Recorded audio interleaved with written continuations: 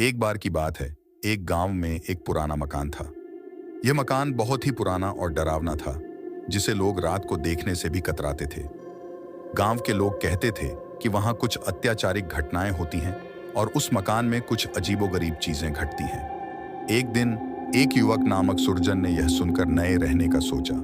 उसे यह आत्मा में विश्वास नहीं था और उसने विचार किया कि लोगों की डरावनी कहानियों का सिर्फ एक सिलसिला है। उसने निश्चिंत होकर मकान की कीमत पर हस्ताक्षर कर दिया। शुरुआत में सब कुछ ठीक था। सुरजन और उसकी पत्नी रीता ने मकान को सजाया और स्वयं को वहां से प्यार से जोड़ दिया। पहले कुछ हफ्तों तक सब अच्छा चल रहा था, पर फिर अजीब घटनाएं शुरू हो गई। रात को उन्हें नींद नहीं आती थी, मन में डर बना रहता था। रात की अजीब आवाजें सुनाई देने लगी, जैसे कोई गहरी आहटें और पैर की छपछपाहट। रीता को लगता था कि कोई उनके पीछे खड़ा है, पर जब वे पीछे मुड़ती तो कोई नहीं होता।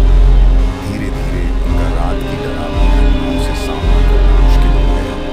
एक रात जब सुरजन और रीता सोने के लिए बिस्तर पर बैठे, तो अचानक मकान के अंदर एक अत्यंत अजीब आवाज सुनाई दी। यह आवाज अगले कमरे से आ रही थी, जिसमें कोई शव रखा हुआ था। सुरजन और रीता डर के मारे थरथराए। धीरे धीरे वे अगले कमरे की ओर बढ़े, जहां वे उस अजीब आवाज के स्रोत को ढूंढ रहे थे। जब वे वहां पहुंचे तो उन्होंने देखा कि वहां कोई नहीं था, बस एक पुराना बॉक्स था।